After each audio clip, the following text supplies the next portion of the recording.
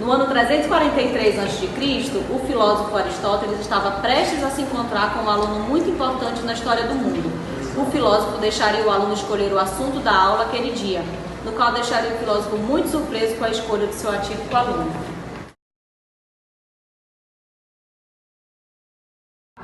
Meu caro, hoje deixarei você escolher o assunto que queremos estudar. Adoraria que o senhor falasse um pouco sobre seu mundo. Ah, é claro, Alexandre. Ficarei muito honrado e satisfeito em contar tudo sobre a Hélade. Temos alguns pontos a tratar, como a formação, cultura, política, economia, sociedade, arte e religião. Por onde quer que eu comece? Formação, senhor.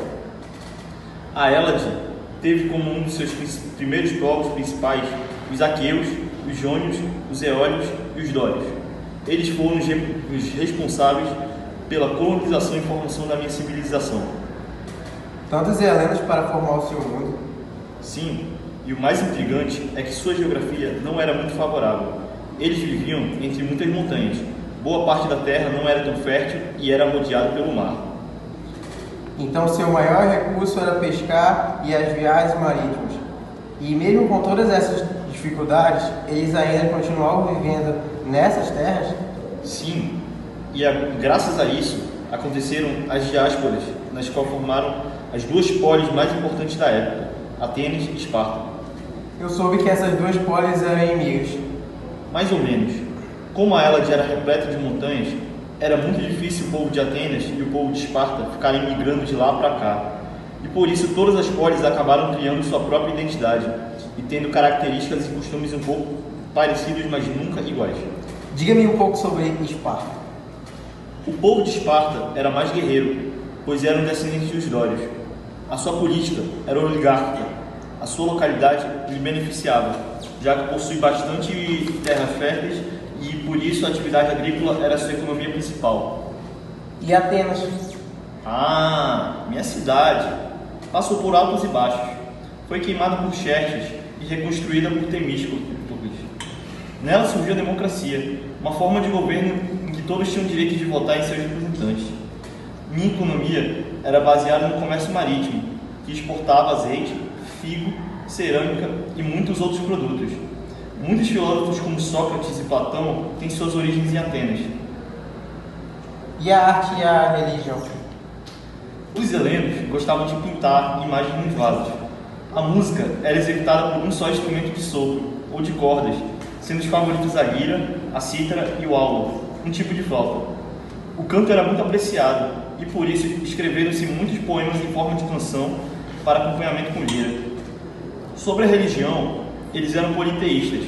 Esses deuses e deusas eram associados a fenômenos naturais. A arma de Zeus, por exemplo, era o raio. As tempestades seriam efeito de sua cólera. Por sua vez, os terremotos, que eram comuns na Hélade, eram por causa do mau humor de Poseidon, que batia com seu tridente no fundo do mar. Uau, estou fascinado. Mas por que Atenas e Esparta brigavam entre si? Ah, sim, eles eram como irmãos. Viviam brigando entre si para saber quem era o melhor. Mas quando alguém de fora aparecia para enfrentar um deles, eles se uniam para combater esse estranho que estava se metendo entre sua família. E esse estranho se chamava Pérsia. E eles conseguiram vencer Pérsia? Sim, passaram por 3 batalhas para derrotar a Pérsia. A primeira foi de Maratona, em que os atenienses conseguiram encurralar e expulsar as tropas do rei Dario das nossas terras. A segunda foi da Termópilas, em que 300 espartanos enfrentaram o exército do rei Xerxes, filho de Dario. A terceira foi de Salamina, em que a nossa frota, comandada por Temístocles, venceu a frota persa, expulsando de nossas terras para sempre. E eles voltaram a brigar entre si? Pior que sim. A última briga entre Esparta e Atenas foi na Guerra do Peloponeso. Cada polis formou sua liga, Esparta com a Liga do Peloponeso e Atenas com a Liga de Delos. No final, Esparta saiu vencedora e superior a Atenas, mas todas as duas estavam fracas, e o seu pai, como um bom estrategista e comandante, aproveitou para conquistar a Grécia no seu momento de fraqueza. E por isso seu mundo faz parte do meu mundo. Assim você se tornou o meu professor.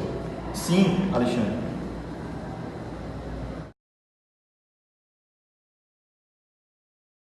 E assim resumimos a história da Grécia Antiga. Muitas das invenções que surgiram na Grécia são usadas até hoje e algumas delas são desconhecidas pela população, mesmo que façamos uso desses inventos. Eu vou lhes dizer 7. A primeira é a democracia, uma invenção muito importante que surgiu em Atenas e é a forma de governo atual do nosso país. A filosofia foi e ainda é uma importante ciência que ajudava na capacidade do homem e no seu desenvolvimento intelectual.